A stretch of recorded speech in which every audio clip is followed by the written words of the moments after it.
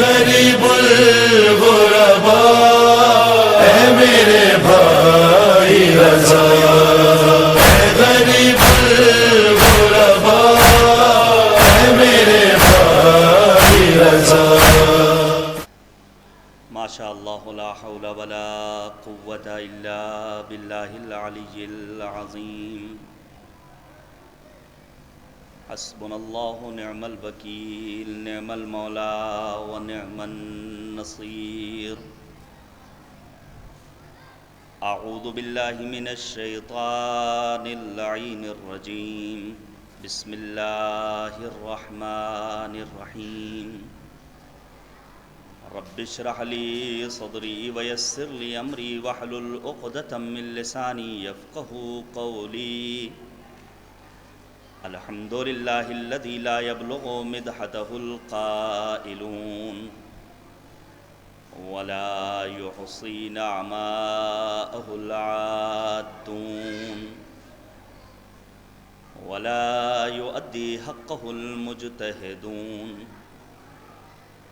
الذي لا يدركه بعد الهمم ولا يناله غوص الفتن، الذي ليس لصفته حد محدود ولا نعت موجود ولا أجل ممدود ولا وقت معدود، فطر الخلائق بقدرته ونشر الرياح برحمته ووتد بالصخور ميدان أرضه، ثم الصلاة والسلام والتحية والإكرام على الرسول الأمي القرشي الهاشمي الأبطحي، مولانا ومولى الثقلين جد الحسن والحسين أبي القاسم مصطفى محمد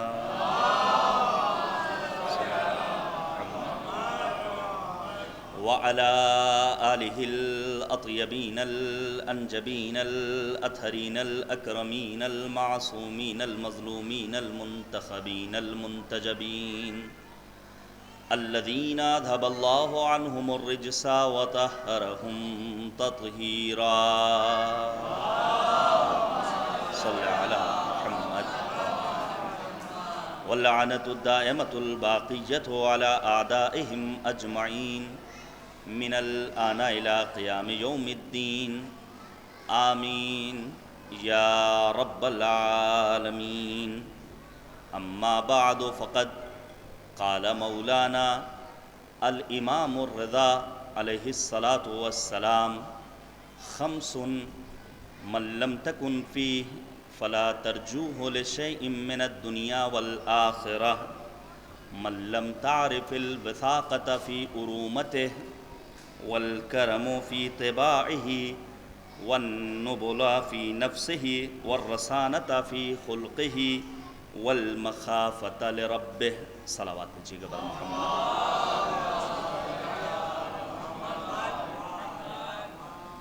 حضرات، سب سے پہلے فرزند امام کاظم، غریب الغرباء، معین الضعفاء، سامن الحجج، کریم اہل بیت، عالم آل محمد حضرت امام رضا علیہ السلام کی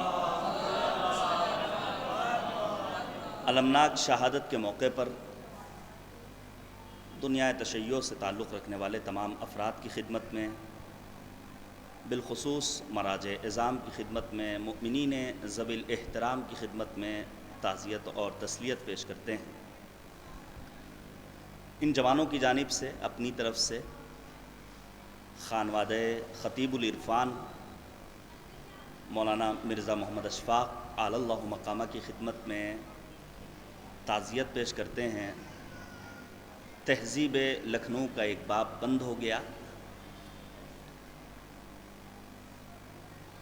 جس عشق حسینی کے ساتھ، جس ولائی جذبے کے ہمراہ خطیب العرفان نظم و نثر کے ذریعے فضائل و مصائب اہل بیت طاہرین بیان فرماتے تھے، وہ براہ راست سننے کا موقع تو نہیں ملے گا، لیکن آپ کی باتیں، آپ کی یادیں ضرور ہمارے ذہن و دماغ میں باقی رہیں گی تا دیر۔ رب کریم کی بارگاہ میں دعا ہے معبود آج کی اس شب کے صدقے میں مولانا اشفاق صاحب مرحوم کو امام رضائے غریب کا مہمان قرار دے۔ دعا کی قبولیت کے لیے ایک صلوات بھیجیے گا بر محمد۔ توجہ فرمائیے گا، پروردگار عالم نے ہم انسانوں کی رہنمائی کے لیے قرآن جیسی عظیم الشان کتاب بھیجی، اور پھر کچھ ایسے منتخب اور مجتبی و مصطفیٰ بندے اس روئے زمین پر مبعوث کیے جن کی زندگی کا لہجہ لہجہ ہم عاشقان اہل بیت طاہرین کے لیے نمونۂ عمل۔ پڑھیے آپ قرآن مجید، خلاق کائنات نے رسول اعظم کے سلسلے میں بیان فرمایا لَقَدْ كَانَ لَكُمْ فِي رَسُولِ اللَّهِ أُسْوَةٌ حَسَنَةٌ، تمہارے لیے ذات پیغمبر بہترین نمونۂ عمل ہے۔ منزل اور آگے بڑھی، سرکار سید الشہداء نے کربلا کے میدان میں یہ آواز بلند کی لَكُمْ فِيَّ أُسْوَةٌ، تمہارے لیے مجھ حسین کی زندگی بہترین نمونۂ عمل ہے۔ منزل اور آگے بڑھی، وقت کے امام نے آواز دی وَلِيَفِّ ابْنَتِ رسول اللہ أُسْوَةٌ حَسَنَةٌ، میرے لیے بنت پیغمبر فاطمۃ الزہرا کی ذات بہترین نمونۂ عمل ہے۔ چونکہ جوانوں کی اکثریت ہے اور جوانوں کے زیر اہتمام گزشتہ برس کی طرح اس برس پھر امام رضائے غریب کی شہادت کے موقع پر مجلس کا اہتمام ہے، جوان اس بات کو بآسانی درک کر سکتا ہے کہ ہر جوان، ہر نوجوان یہ چاہتا ہے کہ کسی ایک کو اپنی زندگی میں آئیڈیل قرار دے، نمونۂ عمل قرار دے، اسوہ بنائے۔ تو ہم کسی کرکٹر، کسی اسپورٹس مین، کسی فلمی ستارے کے پیچھے نہ بھاگیں، بلکہ ہمارے پاس آسمان کے وہ درخشاں ستارے موجود ہیں جو بہترین نمونۂ عمل ہیں۔ میں چند ایک مثالیں آپ کے سامنے پیش کروں گا ابھی، جس حدیث مبارکہ کو آپ کے سامنے پیش کرنے کا شرف حاصل کیا ہے۔ خمس من لم تکن فیہ فلا ترجوہ لشیء من الدنیا والآخرہ، اگر ایک کامیاب زندگی گزارنا چاہتے ہو، اگر ایک خوشگوار زندگی گزارنا چاہتے ہو، تو تمہارے اندر 5 چیزوں کا ہونا ضروری ہے۔ عرض کروں گا آپ کی خدمت میں، گزشتہ برس آپ کی خدمت میں عرض کیا کہ امام کاظم کثیر الاولاد تھے، اللہم صلی علی محمد، اور وہ اولاد امام کاظم کا سلسلہ تنہا امام رضا تک، شاہ حمزہ تک یا شاہ چراغ تک محدود نہیں رہا، کریمہ اہل بیت حضرت فاطمہ معصومہ تک محدود نہیں رہا، بلکہ یہ سلسلہ بڑھتا رہا یہاں تک کہ سید رضی رضوان اللہ تعالی علیہ، سید مرتضیٰ علیہ الرحمہ، حد یہ ہے کہ آیت اللہ العظمیٰ خوئی جیسا بزرگ فقیہ، اور منزل آگے بڑھتی ہے، معمار انقلاب اسلامی ایران حضرت روح اللہ موسوی خمینی، یہ سب امام موسی کاظم علیہ السلام کی اولادوں میں شامل۔ اللہم صلی علی محمد وعلی محمد۔ ہمیں اور آپ کو امام رضائے غریب کی سیرت طیبہ سے چند ایک ایسے دروس ملتے ہیں جو ہمارے لیے، ہماری ماں اور بہنوں کے لیے جو یہاں بڑی تعداد میں موجود ہیں، واقعی معنی میں مشعل راہ ہیں۔ توجہ فرمائیے گا۔ سب سے پہلے عرض کروں، ہمارے یہاں قرآن جیسی کتاب جس کے لیے نبی اعظم نے فرمایا تھا انی تارکم فیکم الثقلین کتاب اللہ وعطرت اہل بیتی ما ان تمسکتم بہما لن تضلوا بعدی ولن یفترقا حتی یردا علی الحوض۔ نبی اکرم ہماری رہنمائی کے لیے، ہماری فلاح و بہبودی کے لیے، ہماری نجات کے لیے 2 گراں قدر چیزیں چھوڑ کر گئے، ایک قرآن جیسی عظیم کتاب، دوسرے اہل بیت طاہرین علیہم السلام، عطرت نبی اعظم۔ ہم نے قرآن سے صرف ہوا لی، ہم نے قرآن کو فقط تعویذ بنایا، ہم نے قرآن مجید کو میتوں سے مخصوص کر دیا۔ یاد رکھیے، قرآن شفا ہے، لیکن زندہ قوموں کو یہ شفا بخشنے والی کتاب ہے۔ قرآن کوئی فصلی کتاب نہیں ہے کہ ہم اور آپ ماہ مبارک رمضان میں قرآن مجید کی تلاوت کریں اور سال کے باقی مہینوں میں، ہفتے کے باقی دنوں میں قرآن مجید کو طاقوں کی زینت بنائے رکھیں۔ نہیں، قرآن مجید آیا تھا قلب پیغمبر پر، جناب جبرائیل لے کر آئے تھے، نزل بہ الروح الامین علی قلبک، کیوں نازل کیا پروردگار نے قلب پیغمبر پر اس قرآن جیسی کتاب کو، تاکہ انسانیت راہی نجات ہو سکے۔ آپ پڑھیے امام رضا کی زندگی، توجہ فرمائیے گا۔ جب امام مدینے سے چلیں اور مرو کی جانب سفر کر رہے ہیں، خراسان آ رہے ہیں، لکھا ہے علماء نے امام رضا علیہ السلام دوران سفر ہر روز 1 جز نہیں، 2 جز نہیں، 1/3 قرآن مجید کی تلاوت کیا کرتے تھے۔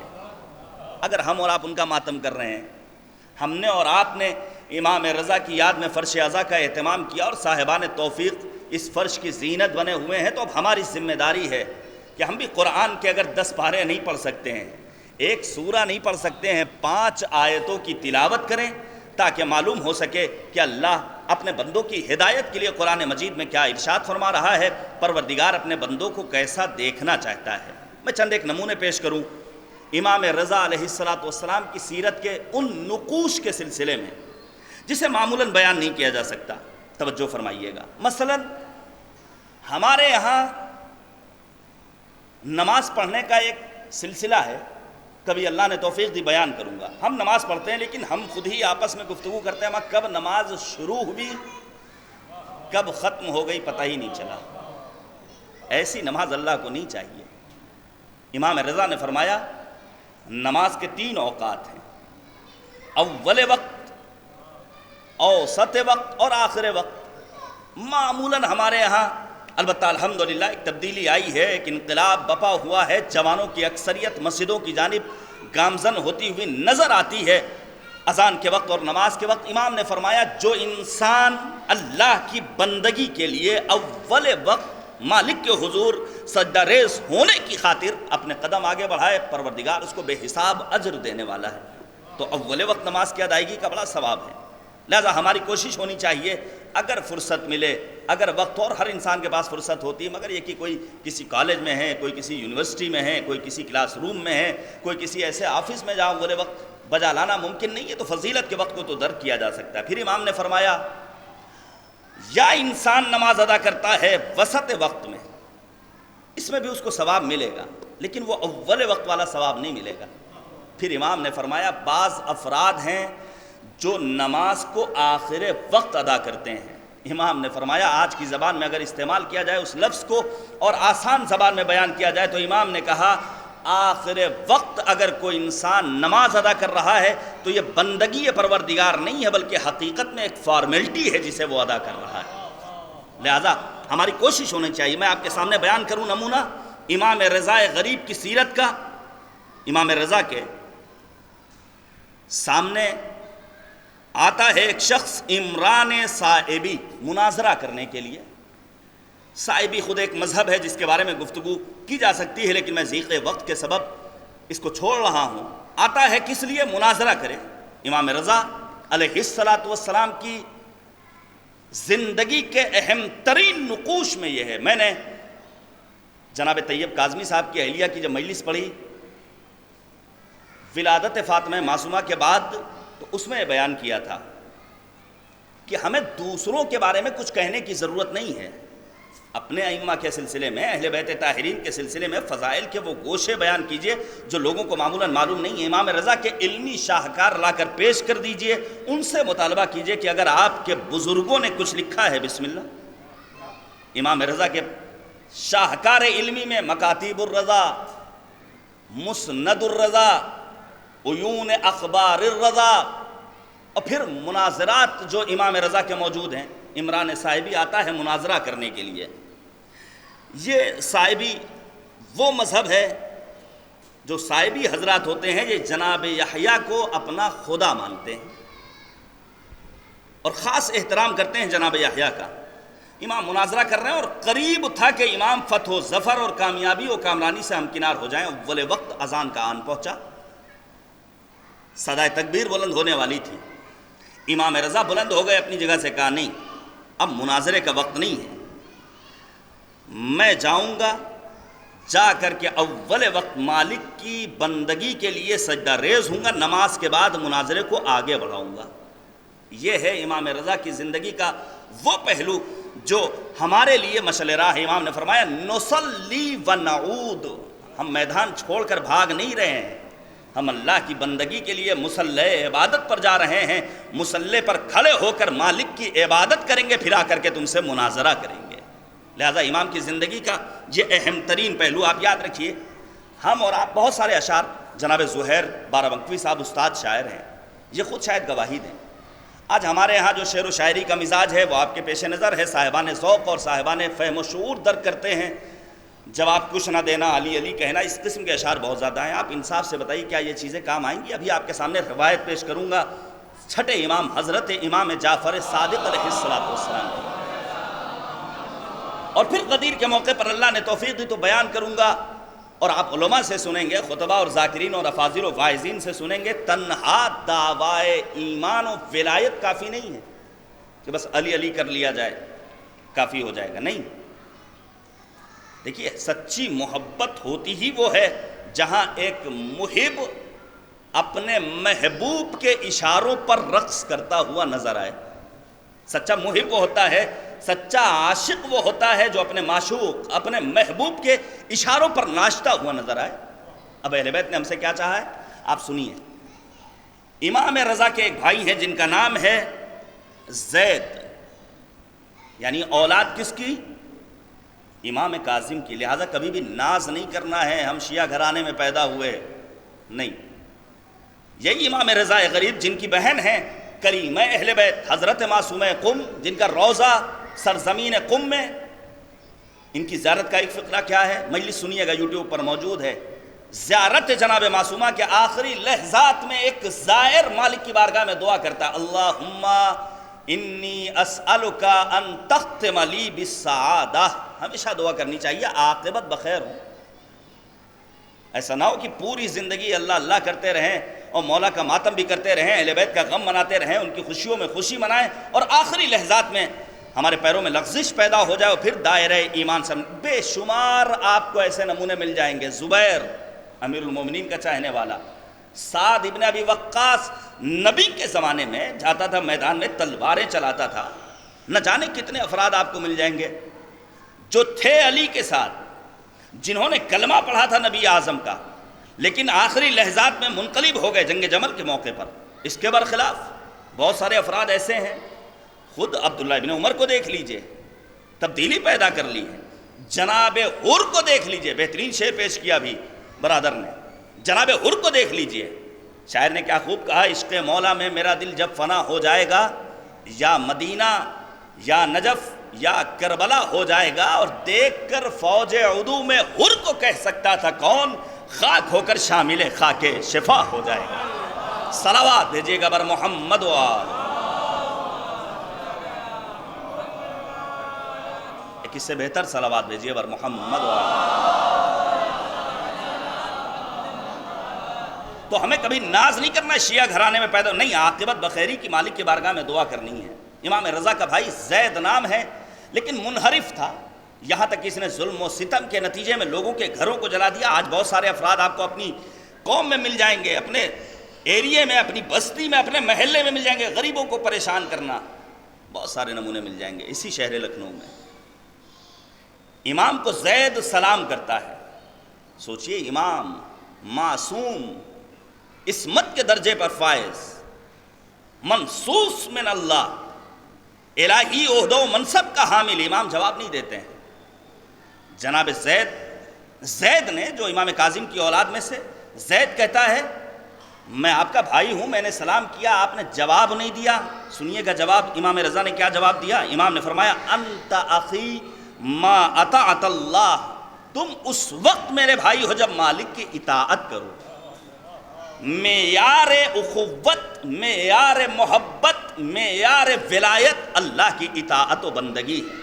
فَإِذَا عَصَيْتَ اللَّهَ لَا إِخَاءَ بَيْنِي وَبَيْنَكَ، جب تم نے اللہ کی معصیت کر لی، جب لوگوں پر ظلم کر لیا، جب لوگوں کے حقوق کو پامال کر دیا، جب تم نے معصیت پروردگار کر لی، تو یاد رکھو اب ہمارے اور تمہارے درمیان برادری کا کوئی رشتہ باقی نہیں۔ لہذا ضرورت ہے کہ ہم مالک کی رضا کے حصول کے لیے اپنی زندگی کے شب و روز بسر کریں۔ بڑی فضیلت ہے امام رضا علیہ السلام کی۔ ابھی آپ کے سامنے بیان کروں میں 2-3 روایتیں امام رضا کی زیارت کے سلسلے میں، اور میں نے گزشتہ برس بھی ایک تاکید کی تھی۔ ہم اور آپ نہیں پہنچ سکے ہیں کربلا، ہم اور آپ نہیں پہنچ سکے ہیں مشہد مقدس، عالی شان روضہ، خدا ہم سب کو زیارت نصیب کرے، پہنچیں بارگاہ امام رضا غریب میں۔ کیا عالی شان اور کیا ملکوتی بارگاہ ہے امام رضا کی۔ لیکن اگر نہیں پہنچ سکے ہیں تو ہم وقت نکالیں۔ اپنی بہنوں سے بھی میں بھی چند جملے مخاطب ہو کے کچھ کہنا چاہوں گا۔ ہم اور آپ پہنچیں کربلا عظیم اللہ خان، نہروں والی کربلا۔ بزرگوں نے کیوں بنایا تھا؟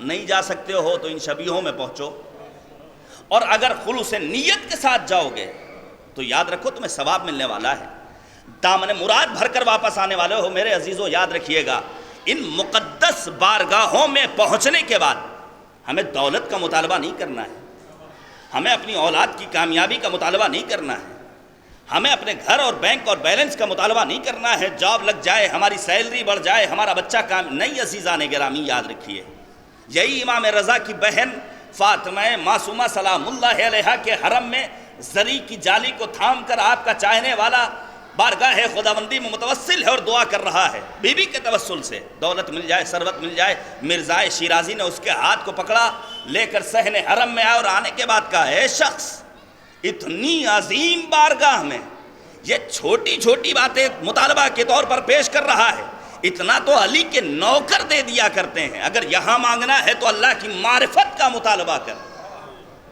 یہاں انسان پہنچے خلوص نیت کے ساتھ، صفائے قلب کے ہمراہ، اللہ نوازنے والا ہے۔ اور یاد رکھیے، جب ہم اور آپ یہاں پہنچتے ہیں، پہنچنے کے بعد دامن مراد پھیلا دیتے ہیں اور ہماری دعا قبول نہیں ہوتی ہے، تو اس کا مطلب یہ ہے کہ ہماری کوتاہی ہے، ہماری کمی ہے، وگرنہ دینے والے کی عطا میں کوئی کمی نہیں ہے۔ نادر شاہ، جس کی ہیبت، جس کی جلالت زبازد خاص و عام بر صغیر کو فتح کر چکا ہے، گزر رہا ہے خراسان میں اس جگہ سے جہاں ایک عالیشان روضہ ہے۔ کس کا روضہ؟ کا فرزند رسول، فرزند امام کاظم، امام رضا کا روضہ ہے۔ کہا کل چلیں گے زیارت کرنے کے لیے۔ توجہ کیجئے گا، پہنچتا ہے، در حرم پر ایک سائل کو دیکھا، ایک فقیر کو دیکھا، ایک بھیک مانگنے والے کو دیکھا۔ نادر شاہ سوال کرتا ہے اس سائل سے، اس فقیر سے، اس تنگدست سے، کب سے بیٹھے ہو؟ کہا 1 ہفتہ ہو گیا۔ توجہ کیجئے گا، 1 ہفتہ ہو گیا۔ کہا تعجب ہے، ابھی تک تمہاری دعا قبول نہیں ہوئی؟ کہا میں جا رہا ہوں امام رضا کی زیارت کے لیے، اور تمہارے پاس بس اتنا وقت ہے، جب تک واپس آؤں تمہارا دامن مراد بھر جانا چاہیے۔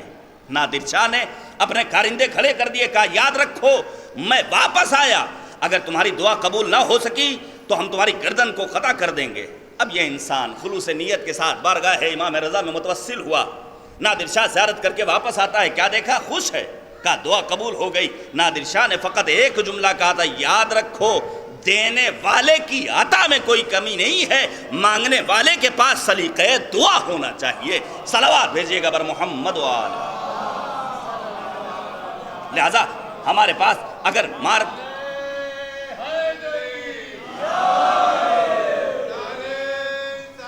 اللہم صلی علی محمد و آل محمد۔ عزیزان گرامی توجہ کیجئے گا، ہمیں اور آپ کو مانگنے کا سلیقہ ہونا چاہیے۔ بے شمار واقعات ہیں اس ضمن میں، یہی معصومہ قم ہیں امام رضا کی بہن، جن کے حرم میں ملا صدرہ جیسا انسان، ایسا عظیم فلسفی آتا ہے اور اتحاد عاقل و معقول کی بحث کو امام رضا کی بہن معصومہ قم سے متوسل ہو کر حل کر لیا کرتا ہے۔ امام رضا کے سلسلے میں، امیر المؤمنین کے سلسلے میں بے شمار واقعات اس سلسلے میں، جہاں علماء علمی گتھیاں سلجھانے کے لیے جایا کرتے تھے۔ امام رضا کی زیارت کے سلسلے میں 2-3 حدیثیں سناؤں۔ مثلا نبی اعظم نے فرمایا، ستدفن بضعۃ منی بخراسان، میرا ایک ٹکڑا ان قریب خراسان میں دفن کیا جائے گا۔ ما زارها مکروب الا نفس اللہ عز وجل کربہ، کوئی پریشان حال اس عظیم بارگاہ میں زیارت کے لیے اگر جائے، پروردگار اس کی پریشانیوں کو دور کر دے گا۔ وَلَا مُذْنِبٌ إِلَّا غَفَرَ اللَّهُ لَهُ ذُنُوبَهُ، اگر کوئی گناہگار، کوئی معصیت کار، کوئی اللہ کی نافرمانی کرنے والا بارگاہ امام رضا میں حاضری دے تو پروردگار اس کی گناہوں کو معاف کر دے گا، البتہ عارفم بحقہ، صرف اور صرف سیاحتی سفر نہ ہو۔ لوگ جاتے ہیں زیارت کرنے کے لیے اور زیارت پر جانے کے بعد خریداری کیا کرتے ہیں، نہیں میرے عزیزو، وہاں گئے ہیں تو معرفت اہل بیت اطہار کو اپنے ذہن و دماغ میں رکھ کر ان کی ہمیں اور آپ کو زیارت کرنی ہے۔ تو یہ ایک حدیث نبی اعظم کی۔ اور جب انسان اس امید و آرزو کے ساتھ حاضری دیتا ہے تو امام رضا کی عطا اس کے شامل حال ہوتی ہے۔ میں ایک دو حدیثیں اور آپ کے سامنے پیش کروں۔ مثلا خود آپ کے فرزند امام محمد تقی علیہ السلام، امام تقی کی یہ روایت ہے، لمن ضمنت لمن زار قبر ابی بطوس عارفا بحقہ الجنہ علی اللہ عز وجل، میں ضمانت لیتا ہوں جو میرے بابا کی زیارت کے لیے طوس یعنی خراسان مشہد کا سفر کرے، پروردگار عالم اس کے لیے جنت لکھ دیا کرتا ہے، البتہ وہی عارفم بحق، معرفت کے ہمراہ۔ خود امام رضا نے فرمایا، من زارنی علی بعد داری و مزاری اتیتہ یوم القیامت فی ثلاثۃ مواطن، امام رضا نے فرمایا جو میری زیارت کے لیے آئے میں قیامت کے دن 3 مقامات پر اس کی مدد کروں گا، حتی اخلصہ من احوالہا، وہ قیامت کا ہولناک منزل، وہ عجیب و غریب منظر، وہاں امام رضا اپنے زائر کی مدد کریں گے۔ اذا تطایرت الکتب یمینا و شمالا، جب لوگوں کو نامہ اعمال ان کے داہنے اور بائیں ہاتھ میں دیا جائے گا، وعند الصراط، پل صراط پر جب انسان کو گزارا جائے گا، والمیزان، اور میزان کے موقع پر اگر انسان یہ چاہتا ہے قیامت میں اس کے لیے منزلیں آسان ہو جائیں تو امام رضا کی زیارت کے لیے جائے۔ شیخ صدوق علیہ الرحمہ نے لکھا ہے کہ ایک شخص بلخ کا رہنے والا آتا ہے امام رضا کی زیارت کے لیے اپنے غلام کے ساتھ، اور بارگاہ امام رضا میں غلام اور آقا دونوں سجدہ ریز ہو جاتے ہیں اور دیر تک سجدے میں پڑے ہوئے ہیں، اور سجدے سے سر اٹھانے کے بعد آقا اپنے غلام سے کہتا ہے، آج یہ سوچ رہا ہوں کہ امام رضا کے صدقے میں تمہیں آزاد کر دوں۔ دیکھیں امام رضا غریب الغربا ہیں، معین الضعفاء ہیں، کس طرح ضعیفوں کی، ناتوانوں کی، بڑا اچھا شعر آپ نے پڑھا کہ ولایت عہدی کے ولی عہدی کے منصب کو اگر قبول کیا ہے تو مقصد یہ تھا کہ اپنے چاہنے والوں کو مدد پہنچا سکیں۔ کس طرح امام ضعیفوں کی، کمزوروں کی، ناتوانوں کی مدد کرتے ہیں، اپنے چاہنے والوں کی مدد کرتے ہیں۔ بلخ کا رہنے والا آقا و غلام دونوں سجدہ ریز ہوئے، دیر تک سجدے میں پڑے رہے، اور پھر جب سجدے سے سر اٹھایا تو آقا اپنے غلام سے کہتا ہے، سوچتا ہوں تمہیں راہ خدا میں بحق امام رضا آزاد کر دوں، اور سوچتا ہوں اپنی فلاں کنیز کو بھی آزاد کر دوں، اور میرے دل میں اللہ نے یہ ڈالا ہے کہ تمہاری شادی اس کنیز کے ساتھ کرا دوں اور فلاں بات تمہیں دے دوں۔ 3 چیزیں دے رہا ہے، ایک زیارت کے نتیجے میں غلام کو آزاد کر رہا ہے، کنیز کو آزاد کرنے کے ساتھ ساتھ اس غلام کی شادی میں لا رہا ہے، اور ساتھ ساتھ باغ میں مل رہا ہے۔ جیسے ہی اس نے یہ مجدہ سنایا وہ غلام زار زار رونے لگا۔ توجہ کیجئے گا میرے عزیزو، صاحبان ذوق و ادب تشریف فرما ہیں، مستقل مجلسیں سنتے رہتے ہیں، 3 چیزیں جب اس کے کانوں تک پہنچتی ہیں وہ غلام رو رہا ہے۔ آقا نے سوال کیا، اس بلخ کے رہنے والے نے سوال کیا، کیا کوئی بری بات ہے؟ میں نے تو تمہیں مجدہ سنایا ہے، نوید سنائی ہے، تمہیں انعام دے رہا ہوں۔ وہ جواب دیتا ہے، میں اس لیے نہیں رو رہا ہوں کہ آپ نے کوئی غلط بات کہی ہے، بلکہ یقین جانیے میں اس لیے رو رہا ہوں، میں نے سجدہ معبود میں سر جھکانے کے بعد مالک کی کریم کی بارگاہ میں انہی 3 چیزوں کا مطالبہ کیا تھا۔ آپ سوچئے چشم زدن میں ایک سجدے کے ختم ہونے تک بارگاہ امام رضا میں اللہ سے انسان اگر طلب کر لے تو کریم پروردگار دعاؤں کو قبول کر لیا کرتا ہے۔ بہت ساری باتیں ہیں، میں اسے چھوڑ رہا ہوں۔ البتہ یہ میری بہنیں جو یہاں بیٹھی ہوئی ہیں، ہم بھی اسی سماج کے ایک فرد ہیں، ہمارے گھر میں بھی خواتین ہیں، میں ایک گزارش ضرور کروں گا، اور گزارش صرف خواتین سے، خواہران سے، ماؤں سے اور بہنوں سے نہیں ہے، برادران سے بھی ہے۔ میں خود اپنے آپ سے کہتا ہوں، زیارت پر جاتے وقت حرمت کا پاس و لحاظ رکھنا بہت ضروری ہے. ایسا نہ ہو کہ ہم ایک مستحب کے چکر میں ایک حرام کے مرتکب ہو جائیں. نظروں کو جھکا کے رکھنا ہے. حیا و عفت کا پیکر بن کے بارگاہ معصومین میں حاضری دینا ہے. آپ کے سامنے روایت پیش کروں, علماء نے بیان کیا ہے. ایک بزرگ عالم ہیں اور وہ تہران سے مشہد جاتے ہیں اپنے معالجے کے لیے. مشہد سے تہران آتے ہیں اپنے علاج کے لیے. اور ایک تاجر ہے جو جا رہا ہے تہران سے مشہد مولا کی زیارت کے لیے. توجہ کیجیے گا, میں جاتا ہوں بسا اوقات ان مقامات پر حاضری دینے کے لیے جو یہاں کی تاریخی عمارتیں ہیں اور عشق حسینی کی منہ بولتی تصویریں ہیں جنہیں نوابین اودھ نے, بزرگوں نے یہاں قائم کیا. پھر وہ مناظر میری نگاہوں کے سامنے آتے ہیں, سر جھک جاتا ہے. سوچنے پر مجبور ہو جاتا ہوں کہ اسلام کی بنیاد توحید پر استوار ہے, لیکن ہماری توحید ہی کمزور ہے.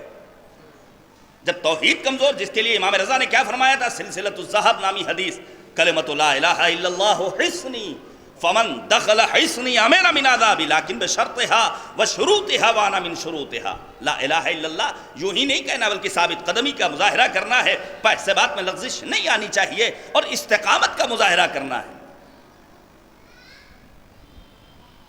عالم آتا ہے کہاں, مشہد سے تہران علاج کے لیے. تہران کا تاجر مشہد جاتا ہے زیارت کے لیے. لیکن یہ عالم اپنے خواب میں کیا دیکھتا ہے؟ اپنے خواب میں عجیب و غریب منظر کو اس نے دیکھا کہ امام رضا تشریف فرما ہے. اللہم صلی علی محمد. اور یہ ہمارا عقیدہ ہے, یہ بظاہر ہماری نظروں کے سامنے نہیں ہے. وہ تو وہابیت کا عقیدہ ہے کہ اب وہ مر گئے تو اب ان کو سلام نہیں کرنا ہے. نہیں, ہمارا عقیدہ کچھ اور. امام تشریف فرما ہے اور یہ تاجر ہے جو تہران سے گیا ہوا ہے, یہ امام کے اوپر سامنے سے نیزہ مار رہا ہے. اللہ اکبر, منزل کتنی سخت ہے. اور پھر دیکھتا ہے یہی تاجر امام رضا جو تشریف فرما ہے ان کے اوپر پیچھے سے حملہ کر رہا ہے. ان عالم کو بڑی حیرت ہوئی, بڑا تعجب ہوا. خواب گزر گیا. اور یہ بھی بتا دوں, خواب ہمارے لیے شرعی دلیل نہیں ہے, لیکن قرآن نے کہا لہم البشرا, یہ خواب بشارت دینے والے ہوا کرتے ہیں. خوابوں کی تعبیریں یوں ہی نہیں ہیں. وقت گزرتا رہا, اب وہ تاجر تہران پلٹتا ہے. یہ عالم سوال کرتا ہے میں نے ایسا ایسا خواب دیکھا ہے. اس موقع پر سنیے گا وہ تاجر کیا جواب دیتا ہے, آپ نے بالکل صحیح خواب دیکھا ہے. اس کی تعبیر یہ ہے, میں امام رضا کے حرم میں تھا, ایک خاتون کے اوپر میں نے نگاہ بد ڈالی, یہاں تک کہ اپنے بدن کو اس کے بدن کے ایک حصے سے پہلے مس کیا. پھر وہ بائیں جانب گئی, میں نے بائیں جانب کا سفر طے کیا اور اس کے بدن سے دوسرے بدن کے حصے کو مس کیا. یہ وہی نیزہ بن کر امام رضا کے قلب پر حملہ کر رہا تھا. لہٰذا حرمت کا پاس و لحاظ ہمیں اور آپ کو رکھنا ہے. کہیں ایسا نہ ہو کہ ہم ان بارگاہ معصومین میں پہنچیں اور پہنچنے کے بعد ایک مستحب کو ادا کرنے کے بجائے ایک حرام کے مرتکب ہو جائیں. یہ خواب یوں ہی نہیں بیان ہوتے ہیں, لہٰذا ضروری ہے کہ ہم ان باتوں کا پاس و لحاظ رکھیں. بہت ساری باتیں ہیں, یہ کیوں بیان کر رہا ہوں, پڑھیے آپ نہج البلاغہ. مولا کائنات کی شہادت کو 1400 برس مکمل ہو گئے. اسی مفتی گنج میں بارہا سن 1440 میں اس حقیر نے اور دیگر علماء نے بیان کیا. چند حدیثیں تو پڑھ لیں امیر المومنین کی, ایک مرتبہ چند اوراق کا تو مطالعہ کر لیں کہ مولا کائنات نے نہج البلاغہ میں ہم سے کیا مطالبہ کیا ہے. ابھی بھی وقت ہے, آنے والا ہے غدیر کا موقع. میں ایک مطالبہ کروں گا, اپنے بچوں کی تربیت کے لیے ہمیں اور آپ کو صرف قطعات نہیں یاد کرانے ہیں, رباعیاں نہیں یاد کرانی ہیں, اشعار نہیں یاد کرانے, وہ ایک ذریعہ ہے. کتنا بہتر ہو ہم اپنے بچوں کو چند ایک احادیث اقوال معصومین علیہم الصلاۃ والسلام یاد کرائیں تاکہ وہ بچے آئیں اور آنے کے بعد امام کے, ائمہ اطہار کے, معصومین کے, بی بی دو عالم کے اقوال و ارشادات و فرمودات کو لوگوں کے سامنے بیان کریں. اور یاد رکھیے, یہ یوں ہی نہیں کہہ رہا ہوں بلکہ حقیقت یہ ہے, جب ہمارا بچہ اس مجمع میں بیٹھ کر معصومین کے اقوال کو بیان کرنے کی جرأت پیدا کر لے گا تو یہی بچہ وقت کا خمینی بھی بن سکتا ہے, وقت کا خامنئی بھی بن سکتا ہے, وقت کا سید حسن نصر اللہ بھی بن سکتا ہے, جو ہزاروں کے مجمع میں اپنی باتوں کو لوگوں تک منتقل کر سکتا ہے. لہذا ہمارے لیے یہ ضروری ہے ہم اپنے بچوں کی اسلامی تربیت کریں. مولا کائنات نے نہج البلاغہ میں خطبہ نمبر 160 جا کر پڑھیے, بڑا دل نشین خطبہ ہے.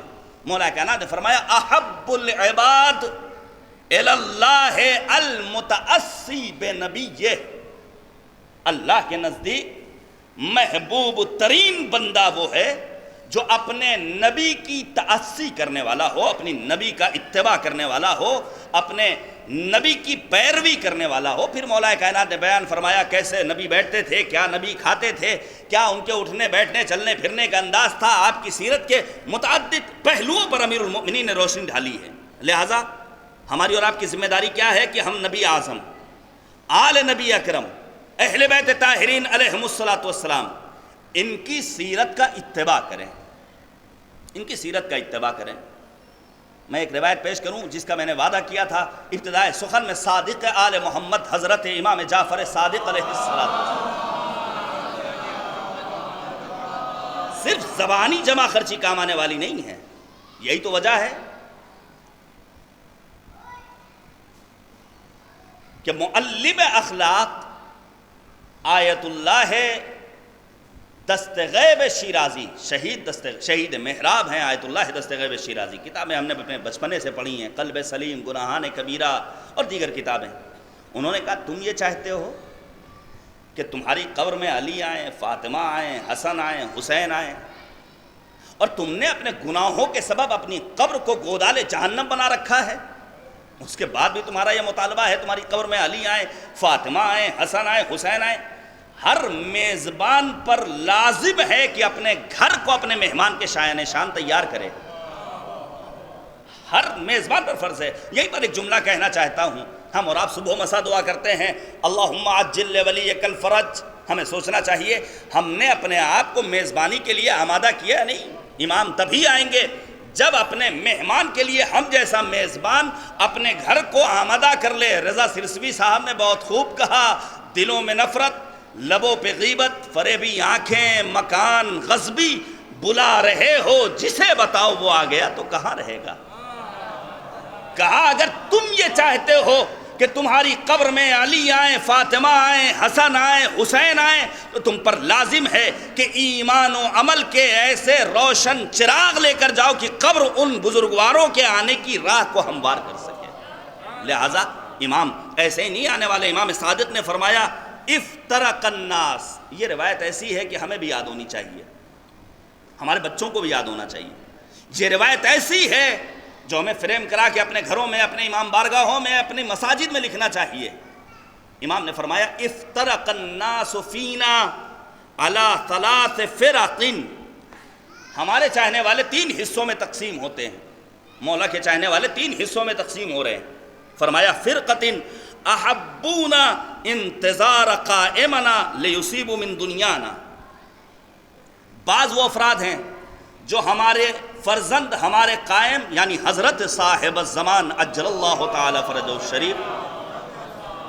دیکھیے میں آپ سے زیادہ تھکا ہوں، مل جل کر صلوات بھیجیے ورنہ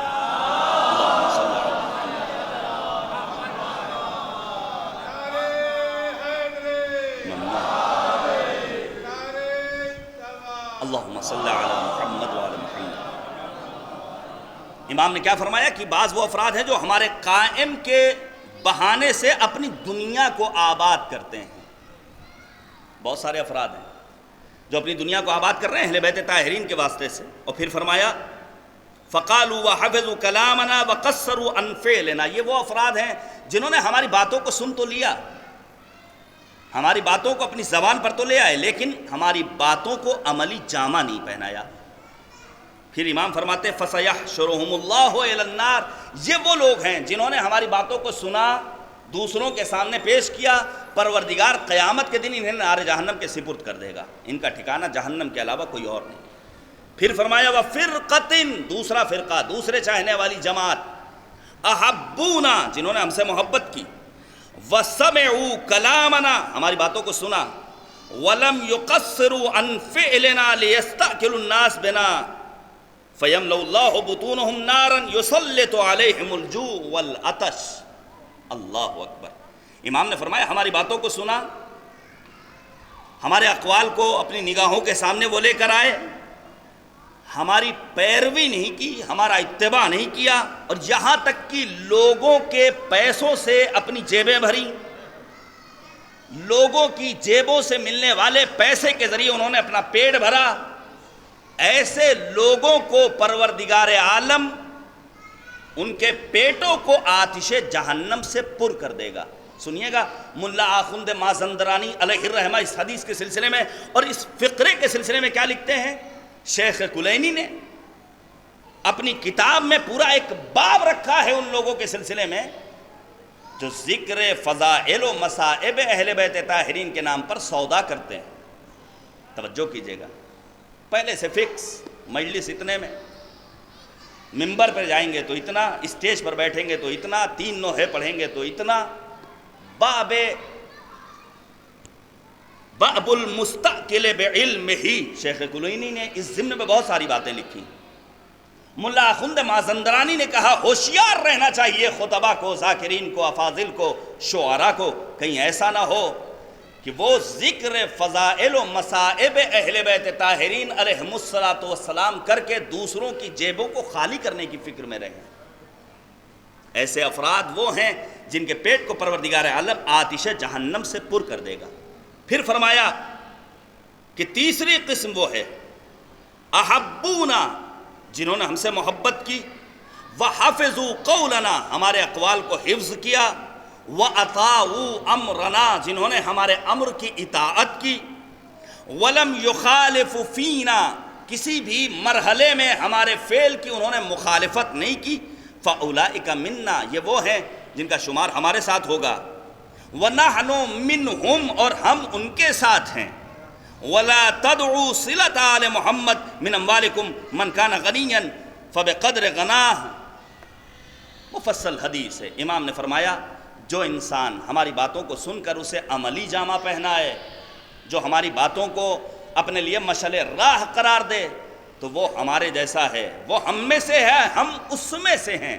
جانے قربان جائیں جناب سلمان فارسی پر، جانے قربان جائیں جناب مقداد و بوذر پر، جانے قربان جائیں جناب میثم تبار پر، جانے قربان جائیں امیر المؤمنین کے ان چاہنے والے اصحاب پر جنہوں نے فقط زبانی دعویٰ نہیں کیا تھا بلکہ امیر کائنات کی زندگی سے ملنے والے دروس کو عملی جامہ پہنایا تھا۔ تبھی تو نبی نے فرمایا، امیر المؤمنین نے فرمایا، دیگر معصومین نے فرمایا انہم منا ونحن منہم، یہ یوں ہی نہیں ہے بلکہ یہ ہم میں سے ہیں اور ہم ان میں سے ہیں۔ لہذا ضرورت ہے کہ ہم ان کے زندگی سے ملنے والے دروس کو عملی جامہ پہنائیں۔ بس وہ حدیث، وقت بہت تیزی سے گزر گیا۔ امام رضا نے کیا فرمایا؟ خمس، 5 چیزیں ہونا ضروری ہیں۔ جس انسان کے اندر خمس من لم تکن فیہ، جس انسان کے اندر یہ 5 چیزیں نہ ہوں، وہ ہرگز دنیا اور آخرت کی بھلائی اور خیری اور نیکی کو حاصل نہیں کر سکتا ہے۔ وہ 5 چیزیں کیا ہیں؟ مختصر وضاحت کے ہمراہ اپنے وقت میں بات کو ختم کر دوں گا۔ پہلی بات، من لم تعرف الوثاقۃ فی ارومتہ، پہلی چیز، جس انسان کو اپنے اصل و نسب کا پتہ معلوم نہ ہو، وہ دنیا اور آخرت کی خیری، نیکی، بھلائی کو حاصل نہیں کر سکتا ہے۔ اروم در حقیقت عربی زبان میں اس درخت کے اس حصے کو کہتے ہیں جو جڑ سے بہت نزدیک ہوتا ہے۔ شجنہ کا لفظ بھی استعمال ہوا ہے، تبھی تو صدیقہ طاہرہ کو کہا جاتا ہے شجنۃ المصطفیٰ۔ آپ تصور کیجئے، وہ ریشہ، وہ جڑ، وہ درخت کا حصہ جس کے اوپر درخت قائم ہے، جسے اپنے اصل و نسب کا پتہ نہ ہو۔ دیکھیے 2 چیزیں ہیں، کبھی یاد دلائیے گا، بیان کروں گا۔ حسب اور نسب 2 الگ الگ چیزیں ہیں۔ نسب، ہمارا سلسلہ نسب یہ ہے، حسب وہ کمالات جو انسان اپنے ذاتی وجود میں اپنی محنت و مشقت کے ذریعے حاصل کرتا ہے۔ رہنے والا فارس کا ہے، نسب اس کا اس نسب سے نہیں مل رہا ہے۔ جانے قربان جائیں سلمان فارسی پر، جنہوں نے اپنے وجود کو نور ایمان سے اس حد تک معطر کر لیا تھا، نبی آواز دیتے ہیں، یہ حسب کے اعتبار سے اپنے آپ کو اتنا بلند بنا چکا ہے کہ سلمان منا اہل البیت، اس کا شمار ہم اہل بیت میں ہونے لگا ہے۔ لہذا حسب وہ کمالات، وہ صفات وجودی جسے انسان اپنی محنت و مشقت کے ذریعے حاصل کرتا ہے۔ توجہ کیجئے گا میرے عزیزو، ایک بڑی تعداد میں یہاں ہماری مائیں اور بہنیں موجود ہیں، غور سے سنیے گا۔ نسب کی پختگی کے لیے چند ایک شرطیں ہیں۔ مثلا شادی کہاں کی جائے، مثلا مولا کائنات نے فرمایا شراب پینے والے سے شادی نہ کرو، اپنی بیٹی اسے نہ دو جو شراب پینے والا مرد ہے۔ اور جب آنے والا آتا ہے امام کی بارگاہ میں اور کہتا ہے اس کا بچہ بڑا ناکارہ ہے، تو امام نے فقط ایک سوال کیا تھا، یہ بتاؤ ایسا تو نہیں کہ اس کا باپ شراب پیتا ہے؟ کہا ہاں وہ شرابی ہے۔ کہا یہ ادھر سے منتقل ہوا ہے، یعنی نسب اچھا ہے لیکن بعض ایسے عوامل ہیں جس کے ذریعے مشکلات میں انسان گرفتار ہو جاتا ہے۔ نسب کی بلندی کے لیے ماؤں کو قربانی دینی۔ بچہ پیٹ پہ پروان چڑھ رہا ہے، کیا کھا رہے ہیں؟ بچہ بھی بطن مادر میں ہے، ماں کو خیال رکھنا ہے کیا کہہ رہے ہیں، کیا سن رہے ہیں۔ یاد رکھیے دوران حمل ایک خاتون جو کام انجام دیتی ہے، آج نہیں تو کل مستقبل میں اس کی آغوش میں پروان چڑھنے والے بچے پر وہ چیزیں اثر انداز ہوتی ہیں۔ میں آپ کے سامنے پیش کروں، بے شمار اس سلسلے میں واقعات ہیں۔ مثلا شیخ انصاری علیہ الرحمہ، جن کی کتابیں آج حوضوں میں پڑھائی جاتی ہیں، شیخ انصاری کی ماں کا انتقال ہوا، اور اپنی ماں سمیت دنیا کی تمام ماؤں کو ہمارا سلام۔ شیخ انصاری نے تشییع جنازہ کے موقع پر عمامہ پھینک دیا، زار زار گریہ کر رہے ہیں، بڑی تعداد میں شاگرد، وقت کا عظیم فقیہ، مرجع، مجتہد، عالم دورہ شاگرد پہنچے۔ استاد یہ آپ نے کیا کیا، لوگ دیکھیں گے کیا کہیں گے؟ کہا خبردار، یہ مرنے والی کوئی معمولی خاتون نہیں تھی، بلکہ وہ خاتون جس نے مجھے میرے کمسنی کے عالم میں بغیر وضو کے کبھی دودھ نہیں پلایا۔ آج بھی بہت ساری ایسی مثالیں مل جائیں گی، ایسے بچے مل جائیں گے جن کی ماں مکمل خیال رکھتی ہیں۔ لہٰذا یہ بات ذہن میں رکھنی ہوگی کہ غذا کے انسانی وجود پر بہرحال اثرات مرتب ہوتے ہیں، ہمیں دیکھنا ہوگا ہم کیا کھا رہے ہیں۔ قرآن نے کہا فَلْيَنْظُرِ الْإِنسَانُ إِلَىٰ طَعَامِهِ، انسان کو اپنا کھانا دیکھنا چاہیے، یہ نہیں دیکھنا ہے لیگ پیس ہے، مٹن ہے، چکن ہے، نہیں یہ نہیں دیکھنا ہے۔ کیا دیکھنا ہے؟ جب کھانا کھانے کے لیے دسترخوان پر بیٹھے تو ذرا غور کر لے یہ کھانا جو کھا رہے ہیں لقمہ حلال ہے یا لقمہ حرام ہے۔ اگر حرام لقمہ ہے تو ضرور اس کے اوپر یا آنے والی نسلوں کے اوپر اس کے اثرات مرتب ہونے والے ہیں۔ بے شمار اس سلسلے میں باتیں ہیں، میں چھوڑ رہا ہوں۔ آج یورپ میں کیا ہو رہا ہے، بچوں کو پہچاننے کے لیے خواتین ڈی این اے ٹیسٹ کرواتی ہیں۔ اللہ اکبر، گھر کا شیرازہ منتشر ہو گیا، گھرانے کا، خانوادے کا مغربی ممالک میں کوئی تصور نہیں ہے، تو اللہ کا شکر ہے مشرق میں خانوادہ ہے، گھر ہے، گھرانہ ہے، فیملی ہے، ماں باپ ہیں۔ وگرنہ ایک خاتون بے حیائی کے اس اعلیٰ مرتبے پر پہنچ چکی ہے کہ اپنے بچے کے بارے میں نہیں جانتی، یہ فلاں مرد کا بچہ ہے، یہ فلاں مرد کا بچہ ہے، یہ فلاں مرد کا بچہ ہے۔ یاد رکھیے ہمیں اپنے گھروں کے اندر لقمہ حلال پہنچانا ہے تاکہ ہمارے بچے ہمارے ذریعے پہچانے جائیں۔ لقمہ حلال کی اتنی اہمیت ہے، میرا خطاب ہے جہاں تک میری آواز پہنچ رہی ہے۔ انسان تاجر ہے، انسان دکاندار ہے، انسان سروس والا ہے۔ مولائے کائنات بازار میں جاتے تھے اور جانے کے بعد بلند آواز سے اعلان کرتے تھے الفقہ ثم المتجر، پہلے فقہ پڑھ لو، پہلے مسئلے مسائل جان لو، پہلے احکام الہیہ، احکام شریعہ کو جان لو، اس کے بعد جا کر تجارت کرو۔ ایسا نہ ہو تمہاری تجارت غلط ہو اور لقمہ حرام لے کر کے تم اپنے گھروں میں پہنچ جاؤ۔ عذاب اللہ کا بہت دردناک ہے، بہت دردناک ہے۔ لہٰذا ہمیں حتیٰ لقمہ حرام تو دور کی بات ہے، شبہناک غذا سے بھی اپنے آپ کو بچانا ہے۔ میں نے بہت ساری باتیں نوٹ کی، تیاری کی ہے باقاعدہ اس مجلس کے لیے، صرف ان جوان دوستوں کے عزم و حوصلے کو دیکھتے ہوئے۔ میں ایک مثال پیش کروں، آیت اللہ العظمیٰ گلپائگانی علیہ الرحمہ، جن کے بارے میں بڑے کرامات ہیں، قبر آپ کی حرم معصومہ میں ہے، عظیم مرجع مجتہد آیت اللہ العظمیٰ گلپائگانی علیہ الرحمہ اپنی کمسنی کے دور میں جب اسکول جاتے تھے اور وہاں پر سارے بچے ٹفن لے کر آتے تھے، توجہ کیجیے گا، ٹفن لے کر آتے تھے، جب انٹرول ہوتا تھا تو سارے بچے کہتے تھے چلو سب لوگ ایک ساتھ اپنا کھانا ملا لیتے ہیں، اس کے بعد ایک دوسرے کے ساتھ کھاتے ہیں۔ توجہ کیجیے گا میرے عزیزو، سب بچے ایک ساتھ ٹفن کو ملا کر کے مکس کر کے کھانا کھاتے تھے، لیکن آیت اللہ العظمیٰ گلپائگانی اپنی کمسنی کے دور میں اس کھانے کو نہیں چھوتے تھے۔ آپ کے ساتھی جو کلاس فیلو تھے کمسنی کے دور میں، وہ کہتے تھے کہ آخر ایسا کیوں؟ کہا نہیں معلوم، جو کھانا تم لے کر آ رہے ہو تمہارے باپ اس عمل سے راضی ہیں یا نہیں۔ اللہ اکبر، جب انسان کمسنی کے دور میں اس حد تک اپنے کھانے کے سلسلے میں محتاط ہوتا ہے تو وقت کا عظیم مرجع گلپائگانی بنتا ہے۔ اتنی عظیم فضیلت ہے لقمہ حلال کی، میں باتوں کو چھوڑ رہا ہوں۔ اور آگے بڑھیے، ابو الاسود دوئیلی کا تذکرہ ہے کہ آپ کی بیٹی کمسن ہے، فقیری ہے، تنگدستی ہے، شام میں بڑی سختی کے دور گزارے ہیں، لیکن علی کا صحابی، علی کا چاہنے والا امیر شام معاویہ شہد سے بنا ہوا زعفرانی حلوہ بھیجتا ہے۔ بھوک تھی، کمسن بچی ہے، اس نے کھا لیا۔ جیسے ہی ابو الاسود دوئیلی نے کہا تم نے یہ کھا لیا، فوراً اس نے قے کر دیا، نکال دیا، کہا یاد رکھو اے ہند جگر خار کے بیٹے، تم یہ چاہتے ہو کہ لقمہ حرام کے ذریعے علی کی محبت ہمارے دل سے باہر نکالو، ہم لقمہ حلال کھانے والے ہیں، ہمیشہ ولایت کا دم بھرتے رہیں گے، کبھی بھی علی کی محبت ہمارے دلوں سے باہر نکلنے والی نہیں۔ پھر مولا امام رضا نے فرمایا پہلی چیز اپنے اصل و نسب کو بلند بنانا ہے، اپنے آپ کو پہچاننا ہے۔ دوسری چیز امام رضا نے فرمایا وَالْكَرَمُ فِي تَبَاعِهِ، انسان اعلیٰ ظرفی کا مظاہرہ کرے، انسان کے اندر کرامت پائی جائے۔ قرآن نے اعلان کیا لَقَدْ كَرَّمْنَا بَنِي آدَمَ وَحَمَلْنَاهُمْ فِي الْبَرِّ وَالْبَحْرِ وَرَزَقْنَاهُمْ مِنَ الطَّيِّبَاتِ وَفَضَّلْنَاهُمْ عَلَى كَثِيرٍ مِّمَّنْ خَلَقْنَا تَفْضِيلًا۔ ہمارے ہاں سب کچھ ہے، کرامت نہیں ہے۔ میں معذرت کے ساتھ ایک بات عرض کروں، ہماری عادت پڑ گئی، ذرا سی مشکل میں گرفتار ہوئے، فلاں ادارے میں جا رہے ہیں، فلاں مولوی کے پاس پہنچ رہے ہیں، فلاں رئیس کے در پر حاضری دے رہے ہیں۔ یہ انسانی کرامت کے منافات ہے، آپ بھوکے رہ لیجئے۔ ان مالداروں کی شرعی ذمہ داری ہے کہ اپنے سماج میں بھوکے رہنے والے نادار طبقے کی فہرست بنائیں، ان کی مدد کریں۔ اہل بیت کی یہی سیرت ہے، لیکن لوگوں نے اپنی کرامت کو، اپنی بزرگی کو فراموش کر دیا۔ اعلیٰ ظرفی کا مظاہرہ نہیں، میں آپ کے سامنے پیش کروں، علماء نے لکھا ہے حاتم طائی نے ایک روز 40 اونٹ نہر کیے، عمومی دعوت کا اہتمام کیا۔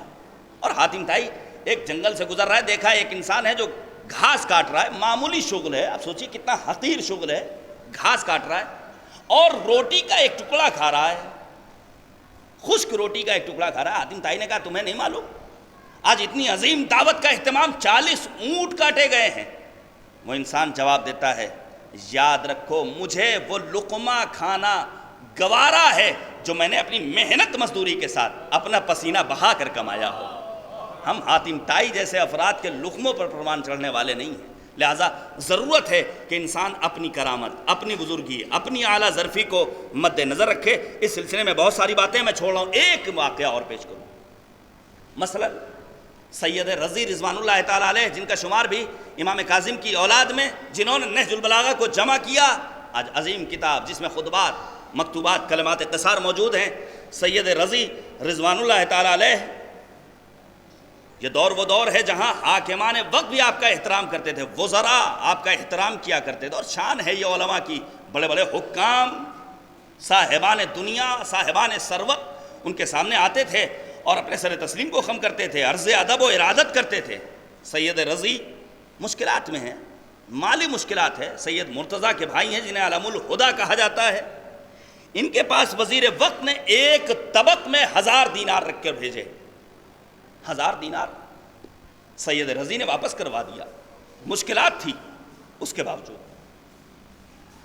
دوبارہ بھیجا، اور یہ کب بھیجا؟ جب سید رضی کے ہاں بیٹا پیدا ہوا ہے، خوشی کے موقع پر تحفہ بھیجا، دوبارہ بھیجا۔ سید رضی نے کہا دوبارہ کیوں؟ کہا جو دایا تمہارے ہاں بچے کی ولادت کے وقت خدمت گزاری کر رہی تھی اس کی خدمت میں پیش کر دیجئے۔ کہا نہیں قبول، واپس کر دیا، تیوارہ بھیجا، کہا جو آپ کے سامنے شاگرد آپ کے بیٹھتے ہیں ان کو دے دیجئے۔ اب سید مرتضیٰ نے کہا، سید رضی نے کہا یہ ہمارے شاگرد ہیں، صاحبان علم ہیں، ان کے اندر معرفت ہے۔ طلاب کے سامنے، اپنے شاگردوں کے سامنے وہ طبق رکھ دیا جس میں 1000 دینار تھے، کوئی نہیں اٹھتا سوائے ایک طالب علم کے، توجہ کیجئے گا، سوائے ایک طالب علم کے۔ اس نے 1 دینار اٹھایا، سید رضی نے سوال کیا آخر کیوں؟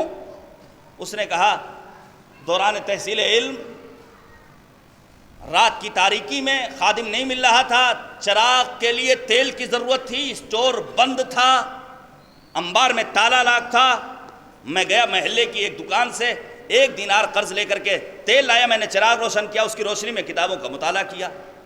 اس موقع پر سید رضی نے انسانی کرامت کا درس دیتے ہوئے بیان فرمایا ہر طالب علم کو ایک ایک چابی دی جائے کہ اگر خادم بر وقت نہ ملے تو یہ طلاب اپنی ضرورت کے تحت تالا کھولیں اور تالا کھولنے کے بعد اپنی ضرورت کو پورا کر لیں۔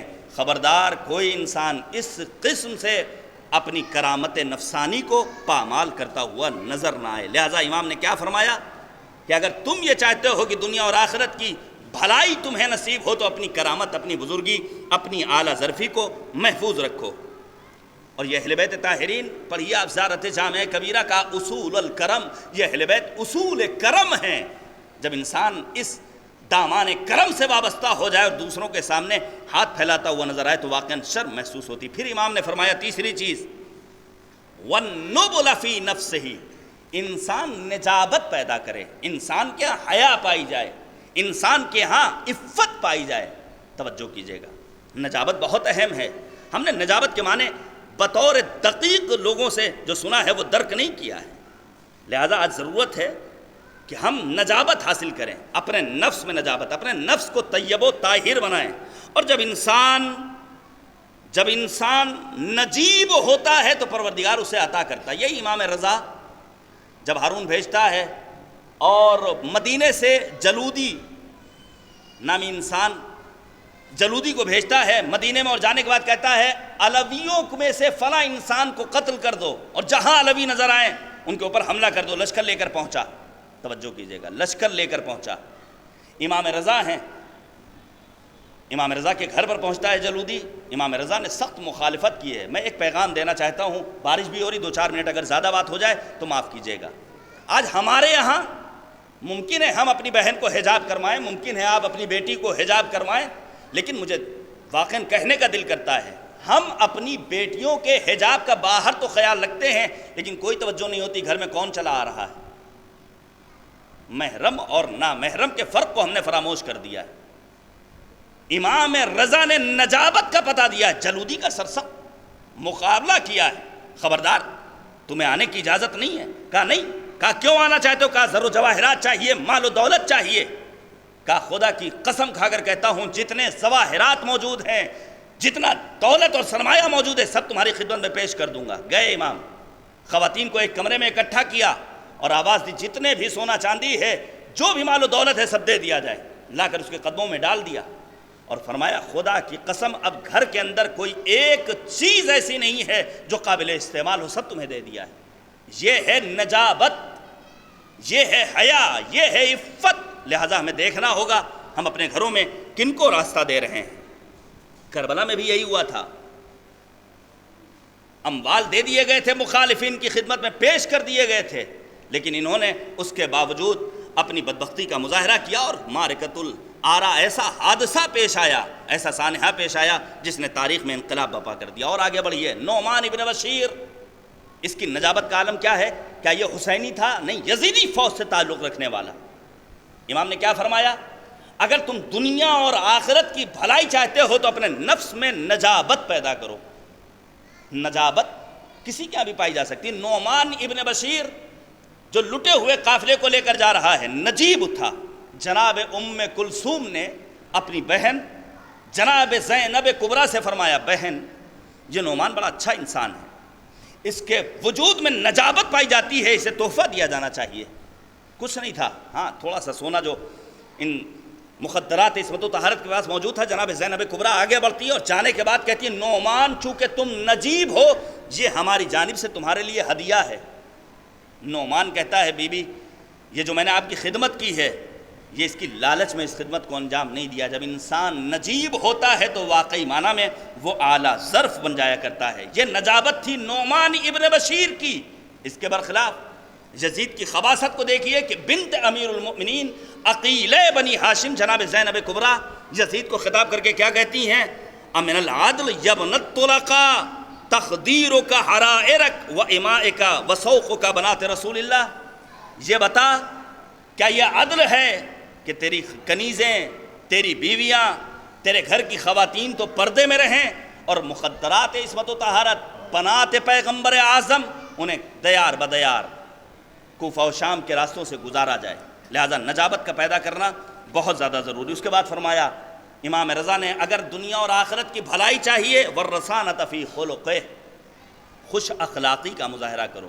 ہمارے یہاں خوش اخلاقی ہے، ہم اپنے جوانوں سے، اپنے بھائیوں سے، اپنے دوستوں سے کہنا چاہتے ہیں، خوش اخلاقی چوراہوں پر نہیں دکھانی ہے، خوش اخلاقی صرف آفس میں بیٹھ کر نہیں دکھانی ہے، خوش رفتاری کا مظاہرہ اپنے ساتھیوں کے ساتھ نہیں کرنا ہے، وگرنہ بہت سارے افراد ملیں گے چوراہوں پر، ہوٹلوں پر کیرم کھیلتے ہوئے، کرکٹ کھیلتے ہوئے، دوستوں کی جھرمٹ میں، اپنے مافوق کے ساتھ، اپنے ماتحت کے ساتھ تو اخلاق بہت اچھا ہے، لیکن یہی جب گھر میں پہنچتے ہیں تو چہرے پر ایسے غیظ و غضب کے آثار نظر آتے ہیں، لگتا ہی نہیں کہ کہیں سے یہ انسانیت کے پیکر ہیں اور ان کے اندر وہ انسانیت کا جذبہ پایا جاتا ہے۔ کہا اگر تم یہ چاہتے ہو دنیا اور آخرت کی بھلائی کو حاصل کرو تو اپنے آپ کو خوش اخلاق بناؤ۔ پھر امام نے 5ویں چیز فرمائی وَالْمَخَافَةَ لِرَبِّهِ، اگر یہ چاہتے ہو کہ تمہیں دنیا اور آخرت میں بھلائی حاصل ہو تو اپنے رب کا خوف اپنے دل میں پیدا کرو۔ میں نے بات کو تمام کر دیا، اپنے رب کا خوف پیدا کرو۔ خوف کا مطلب تقوی الہی اختیار کرو۔ تقوی کوئی بھیانک چیز نہیں ہے، تقوی یعنی اللہ یفقدک حیث امرک ولا یراک حیث نہاک، واجبات کو انجام دینا، محرمات سے پرہیز کرنا، یہی تقوی ہے۔ آپ انصاف سے بتائیے، یہاں اتنی بڑی تعداد میں لوگ موجود ہیں، خدا آپ سب کو سلامت رکھے، کیا کوئی ہے جو اپنا اسمارٹ فون نکال کر کے فلاں مووی کو دیکھے؟ کوئی ہے جو یہاں بیٹھ کر کے بارگاہ امام حسین میں میوزک سنے، گناہ کا مرتکب ہو؟ نہیں، یہاں بیٹھ کر کے گناہوں سے پرہیز کر لینا کوئی کمال نہیں ہے۔ کمال یہ ہے کہ اپنے بیڈ روم میں، اپنے گھر کے گوشے میں، کسی ایک کونے میں انسان تنہا ہو، اپنے رب کو نگاہوں کے سامنے رکھ کے خود کو معصیت پروردگار سے محفوظ رکھے۔ اسی لیے تو امام خمینی نے کہا تھا عالم در محضر خداست، در محضر خدا معصیت نہ کنید۔ یہ دنیا مالک کی نگاہوں کے سامنے ہے، اللہ کی نگاہوں کے سامنے معصیت پروردگار نہ کرو۔ اور یاد آتا ہے وہ واقعہ جسے علماء اخلاق نے بیان کیا، ایک جوان رات کی تاریکی میں ایک خاتون کا پیچھا کرتا ہے بد فعلی کے قصد و ارادے سے، لیکن اس کے ہاں نجابت تھی، اس کے ہاں حیا و عفت تھی۔ وہ خاتون کہتی خبردار ہے جوان کیا کر رہا ہے، کوئی دیکھ لے گا؟ کہا واللہ لا یرانا الا الکواکب، خدا کی قسم ستاروں کے علاوہ کوئی اور نہیں دیکھ رہا ہے۔ جیسے ہی اس جوان نے یہ جملہ کہا، وہ خاتون جو حیا و عفت کا پیکر تھی، جس کے ہاں تعلیمات قرآن، جس کے ہاں معرفت اہل بیت، جس کی نظر کے سامنے اقوال و ارشادات و فرمودات معصومین، جیسے ہی اس نے سنا وہ خاتون کہتی ہے، بڑا قیمتی جملہ کہا، معرفت سے لبریز جملہ کہا، وہ خاتون کہتی ہے اے جوان کچھ تو شرم کرو، جب ستارے دیکھنے کی صلاحیت رکھتے ہیں تو وہ خالق ستارگان جو ان ستاروں کا پیدا کرنے والا ہے وہ بھی تو تمہیں دیکھ رہا ہے۔ رب کریم کی بارگاہ میں دعا ہے، اے کریم پروردگار آج کی اس عظیم شب کے صدقے میں ہمیں تعلیمات رضوی پر عمل کرنے کی توفیق کرامت فرما۔ میں نے گفتگو تھوڑی سی طولانی کر دی، لیکن یہی باتیں ہیں جو کل قیامت کے دن ہمارے اور آپ کے کام آنے والی ہیں۔ بس چند جملے مصائب کے۔ یقیناً امام رضا غریب الغرباء ہیں۔ یہ غریب اردو والا غریب نہیں ہے، غریب الوطن کو غریب کہا جاتا ہے۔ ہمارے تمام وہ ائمہ جو مدینے میں نہیں وہ غریب ہیں۔ حسین بھی غریب الوطن ہے، امام کاظم بھی غریب الوطن ہے، امام تقی بھی غریب الوطن ہے، امام عسکری بھی یہ تمام ائمہ جو مدینے میں نہیں ہیں وہ غریب الغرباء ہیں۔ لیکن ان میں امام رضا کی زیارت کا فقرہ السلام علیک یا غریب الغرباء، یہ ایسا ہی نہیں ہے۔ جب امام جواد سے پوچھا گیا مولا آپ کے بابا کو غریب الغرباء کیوں کہا جاتا ہے، کہ اس کی وجہ یہ ہے میرے جد امیر المؤمنین کے ساتھ جناب آدم ہیں، جناب نوح ہیں، میرے جد حسین کے ساتھ ان کے جواں سال فرزند علی اکبر ہیں، لیکن میرا بابا تنہا ہے۔ جزاکم ربکم خیر، میرے بابا تنہا ہے۔ اللہ ہم سب کو مشہد مقدس کی اجازت سے مشرف فرمائے۔ چند جملے سن لیجئے۔ آپ ذرا تصور کیجئے بھائی اور بہن کی محبت کا اندازہ لگائیے۔ خدا ہماری بہنوں کو سلامت رکھے۔ کیسی محبت ہوتی۔ تاریخ میں چند ایک بہنیں ہیں جنہوں نے اپنے بھائیوں سے بے پناہ محبت کی۔ سر فہرست نام آتا ہے جناب زینب کبریٰ کا۔ 70 قدم کے فاصلے سے زینب کبریٰ اپنے ماجائے حسین کے سر و تن میں جدائی کو دیکھ رہی ہیں، اور جب لٹا ہوا قافلہ اس راستے سے گزارا جا رہا ہے جہاں شہداء کے لاشیں بے گور و کفن پڑے ہوئے ہیں، اس موقع پر بھی جناب زینب نے گریہ کیا۔ آپ سنتے رہتے ہیں۔ ایک اور منزل پیش کروں، علامہ مجلسی کے داماد ہیں آیت اللہ نعمت اللہ جزائری علیہ الرحمہ، جزائری نے لکھا ہے ایک بہن کے تذکرے کو کہ ایک بہن مدینے سے کربلا تک ایک خط بھیجتی ہے، قاصد خط کو لے کر آتا ہے، اور فرمایا تھا اس بہن نے میرے بابا کی شناخت کا ذریعہ یہ ہے کہ ایک طرف میرے چچا عباس ہوں، ایک طرف میرا بھیا علی اکبر ہوگا۔ قاصد پہنچتا ہے لیکن نظر نہیں آتا کوئی ایسا انسان۔ کہاں ہے آقا حسین؟ کہا وہ دیکھ رہے ہو جو جنازہ پڑا ہوا ہے، اس کے قریب جو ضعیف انسان کھڑا ہے وہ کوئی اور نہیں سوائے امام حسین علیہ السلام۔ قاصد نے خط کو دیا، کہا یہ لے کر آیا ہوں، سغرا نے خط دیا ہے۔ امام نے کچھ نہیں کہا، پہلے جناب علی اکبر کے جنازے سے اس خط کو مس کیا۔ سن سکیں گے جوان یہاں تشریف فرمائے۔ جیسے ہی خط کو مس کیا، لاش علی اکبر میں ایک تڑپ سی پیدا ہو گئی، بدن لرزنے لگا، لاشا لرز رہا ہے، کانپ اٹھا لاشا۔ اس موقع پر امام حسین نے خط کو لیا، اور خط کو لینے کے بعد خط کے مضمون کا مطالعہ کیا، دوبارہ بدن سے مس کیا، خون کا ایک قطرہ ہے جو اس خط میں پیوست ہو گیا، اور اس کو دے دیا، کہا اس کا جواب، کہا یہ جو خون کا قطرہ ہے یہی اس خط کا جواب ہے، جزاکم ربکم۔ ایک اور بہن جناب معصومہ قم، امام رضا کی یاد میں مدینہ کو چھوڑ دیا ہے، قبر آپ کی حضرت فاطمہ معصومہ کی قبر شہر مقدس قم میں، اور بھی بہت ساری بہنیں ہیں، لیکن جس منزل مصیبت سے امام رضا گزرے ہیں غریب الوطنی میں، وہ کسی اور امام کے ساتھ، بس ابا سلط ہروی کا بیان ہے، امام نے ایک جملہ کہا، اے ابا سلط زہر دے دیا گیا ہے، زہر بدن میں سرایت کر رہا ہے، یاد رکھو جب تک تسبیح پروردگار کی آواز آتی رہے سمجھ لینا ہم زندہ ہیں، جب تسبیح کی آواز بند ہو جائے سمجھ لینا ہم اپنے خالق سے جا ملا، اور یاد رکھو مجھے میرا فرزند غسل دے گا۔ امام کے تسبیح کی آواز ختم ہوئی، ابا سلط ہروی کہتے ہیں میں نے دیکھا حجرے میں ایک جوان داخل ہوا، میں نے اس سے دریافت کیا دروازہ بند تھا، کیسے آپ کا آنا ممکن ہوا، آپ کون ہیں؟ کہا یاد رکھو جب پروردگار مدینے سے ہمیں یہاں پہنچا سکتا ہے تو اس حجرے میں آنے سے کوئی ہمیں نہیں روک سکتا، ہم فرزند امام رضا محمد تقی ہیں، اپنے بابا کو غسل دینے کے لیے آئے ہیں۔ میں کہوں گا مولا بڑے خوش نصیب ہیں، آپ نے اپنے بابا کو غسل و کفن کا انتظام کیا، آسمان سے حنوط آیا، اے مولا ذرا دیار کربلا میں پہنچیے، ریگزار گر میں کربلا، حسین کا جوان سال فرزند سید سجاد، ہاتھوں میں ہتھکڑیاں، پیروں میں بیڑیاں، گلے میں توقے خاردار، کمر میں لنگر، بیٹا اتنا مجبور کہ اپنے بابا کو دفن نہیں کر سکتا۔